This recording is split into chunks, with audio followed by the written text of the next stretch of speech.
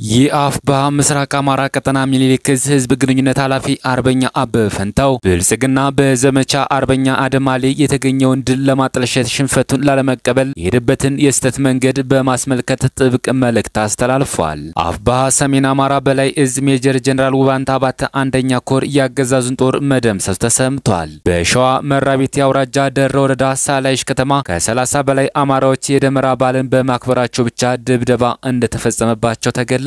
እስከ መጨረሻው ድረስ አብራችሁ ስትቆዩ እነዚህና ሌሎች ያልተሰሙ መረጃዎችን በዝርዝር እናስደምጣችኋለን። የሚዲያችን ተራሽነት እንዲበዛ ቪዲዮ ላይክ፣ ቻናሉ ሰብስክራይብ እና ሼር እንዲሁም ኮሜንት መስጫ ሳጥን ድል ለአማራ ፋኖ የሚል አስተያየት እያስቀመጣችሁ አብራችሁን ሁኑ። እነሆ ወደ መረጃችን ገባን። የአፍባ ምስራቅ አማራ ቀጠና ሚኒሊክ እዝ ህዝብ ግንኙነት ኃላፊ አርበኛ አበበ ፈንታው ብልጽግና በዘመቻ አርበኛ አደማሊ የተገኘውን ድል ለማጥለሸት ሽንፈቱን ላለመቀበል የሄደበትን የስተት መንገድ በማስመልከት ጥብቅ መልእክት አስተላልፏል። አርበኛው ለትግል ጓዶቹና ለትግሉ ባለቤት ለአማራ ህዝብና ለትግሉ ደጋፊዎች ሁሉ እንዲህ በማለት መልእክቱን አስተላልፏል። ፋሽስቱ የብልጽግና አገዛዝ ሰሞኑን በአፍባ ሚኒሊክ ህዝብ በዘመቻ አርበኛ አደማሊ ባናደው የደረሰበትን ከባድ ሽንፈት ላለመቀበል ፋኖ የተዋጋኝ ብቻውን አይደለም ከትግራይና ከኤርትራ ኃይሎች ጋር ሆኖ ነው እና ሌሎችም ምክንያቶች ሲደረድር ሰንብቷል። ፋኖ ከፈጣሪ በታች ተጥቆም ስም ሁሉ ነገሩ በውስጥም በውጭም ያለ የአማራ ህዝብ መሆኑ የአደባባይ ሀቅ ነው። ፋኖ ከፈጣሪ በታች ራሱን ችሎ እየቆመ ነው። ተኩሱም አሸናፊነቱም ድል አድራጊነቱም የአባት ያት የቅድመ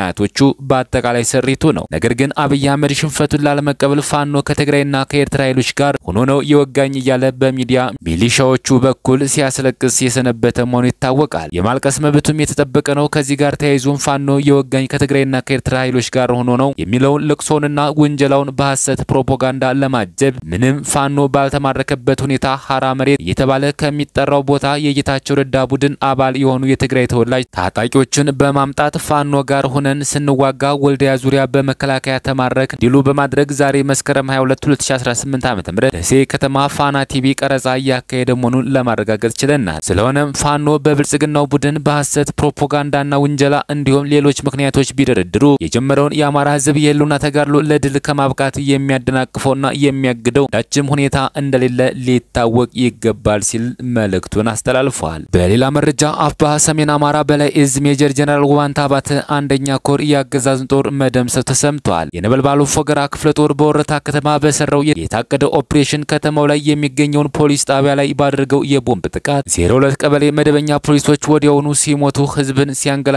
ከነበሩት መካከል የመጀመሪያው ቢሰጥ የተባለው ግለሰብ ከፍተኛ ጉዳት ደርሶበት በሕክምና ለማትረፍ ርብርብ እየተደረገ እንደሚገኝ ተረጋግጧል። በትናንትናው ዕለት ካገዛዙ እድሜ አራዛሚ አርማ ብተና ካምፕ ውስጥ በተደረገ የቦምብ ጥቃቶች 9 የአርማ ብተና አካላት ሙትና ቆስለኛ ሲሆኑ አንዷ ፓትሮል ከጥቅም ውጭ እንደሆነች ተገልጿል። በሌላ መረጃ አፍባ ምዕራብ አማራ ቀጠና ቴዎድሮስ እዝ ጎጃም አገው ምድር ክፍለ ጦር የ10 አለቃ ኤፍሬም አጥናፍ ብርጌድ ጠላትን አይቀጡ ቅጣት ቀጥቷል። 10 አለቃ ኤፍሬም አጥናፍ ብርጌድ ዛሬ ጧት 3:40 እስከ 6 ሰዓት በወሰደው ኦላ አስጨራሽ ውጊያ በወገን በኩል አመርቂ ድል አስመዝግቧል። ታጎ የ10 አለቃ ኤፍሬም አጥናፍ ብርጌድ የብልጽግናውን ወንበር አስጠባቂ ልቅቃሚ 73ኛና 76ኛ ክፍለ ጦር ሰራዊት ከአምሳልታ መሽጎ ጥቃት እንደሚደርስበት መረጃ የሰማው ወደ ፋግታ መፈርጠጥ ላይ እያለ በተለምዶ አስዋ መገንጠያ ተብሎ ከሚጠራ ሰፈር ሚስጥራዊ ደፈጣ ተይዞበት የህይወትና የንብረት ኪሳራ ደርሶበታል። በዚያው ደውጊያም 11 ወንበር አስጠባቂ የጁላ ወታደር ወደ ላይኛው ሲሸኝ ብዛት ያለው የጁላ ሰራዊት ቁስለኛ በመሆኑ ወደ አዲስ ቅዳም ጤና ጣቢያ ተወስዷል። በሌላ ዜና በሸዋ መራቤት ያውራጃ ደራ ወረዳ ሳላይሽ ከተማ ከ30 በላይ አማራዎች የደመራ በዓልን በማክበራቸው ብቻ ድብደባ እንደተፈጸመባቸው ተገለጸ። ደራ ሳላይሽ ከተማ ከ30 በላይ አማራዎች የደመራ በዓል በማክበራቸውና አማራ በመሆናቸው ብቻ በአሰቃቂ ሁኔታ እየተደበደቡ መታሰራቸው ተሰምቷል። አማራነትና ሃይማኖትን ማክበር ወንጀል የሆነባት ሀገር ከነገ ጀምሮ ሰለልኩላና ቱቲ አካባቢ የሚገኙ ደመራ ያከበሩ ምዕመናንና ሚሊሻዎች ህዝቡንም በአሰቃቂ ሁኔታ ለማሰር እንደተዘጋጁ ለማወቅ ተችሏል። በዚህ መሰረት ማህበረሰቡ ራሱን ከጠላት እንዲያድንና የጦር መሳሪያውን ያድን ዘንድ ወደ ገጠራማ አካባቢዎች እንዲወጣ ጥሪያችን ማስተላለፍ እንወዳለን። በዚህ ጋር ተያይዞ ራስን ለማዳን ሲባል ከጠላት ጋር የተሳተፉ ሚሊሻ ላይ የማያዳግም እርምጃ እንደምንወስድ ከወዲሁ ማሳሰብ እንወዳለን። ሌላ በኩል ሳላይሽ ከተማ ትራንስፈሩ የተመታ ሲሆን መታውም የከተማ አስተዳደር አሸብር ታለማ ፋኖ መታው በሚል አማራውን ለማሸማቀቅ ከሰለሞን መኮንን የተቀመረ ቀመር ሲሆን ቀመሩ አማራውን ለማጥፋት ይረዳቸው ዘንድ የተጠቀሙት የቂላቂል ቀመር መሆኑ ተደርሶበታል። በነገራችን ላይ አሸብር ታለማ የራሱ መሳሪያ ባርቆበት ደንግጦ ሪፈር የተጻፈለትና ከሞት አፋፍ የተመለሰ የፈሪዎች አለቃ መሆኑን የሳላይሽ አካባቢ ነዋሪዎች የቅርብ ትውስታ ነው። ባችን መረጃ በመስጠት ራሱን ከፈጸ ከሚፈጽመው ጥፋትና ውድመት ራሱን ያድን ዘንድ ከወዲሁ መልእክታችን ማስተላለፍ እንወዳለን ሲል አርበኛ ጌታቸው አበበ አሳስቧል።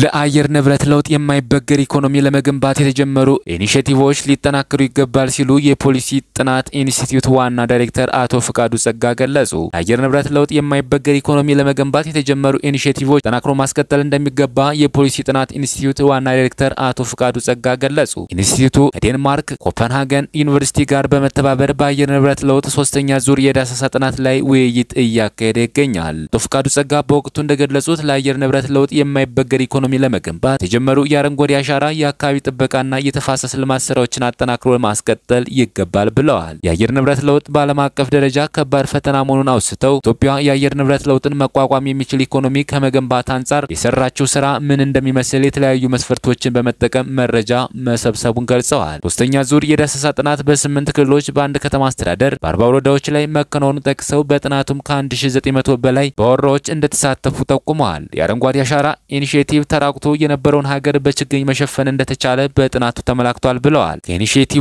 ውጤታማነት ባሻገር የመሬት መንሸራተት በሚከሰትበትና ለድርቅ ተጋላጭ በሆኑ አካባቢዎች ላይ ትኩረት በመስጠት የአካባቢ ጥበቃ ስራን አጠናክሮ ማስቀጠል እንደሚያስፈልግ ጥናቱ እንዳመላከተ ተናግረዋል። የአየር ንብረት ለውጥ ሊያስከትላቸው የሚችላቸውን ችግሮች የመከላከል ስራው የሁሉም ባለድርሻ አካላት ሊሆን እንደሚገባ አመላክተዋል። ክቡራትና ክቡራን የቻናላችን ቤተሰቦች ለሰዓቱ ያዘጋጅናቸው መረጃዎች እነዚህን ይመስሉ ነበር። በሌላ የመረጃ ሰዓታችን እስክንገናኝ ድረስ የዩቲዩብ ቻናላችን ሰብስክራይብ፣ ሼር እንደዚሁም ላይክ እያደረጋችሁ ጠብቁን። ቸር ያገናኘን። መልካም ቆይታ።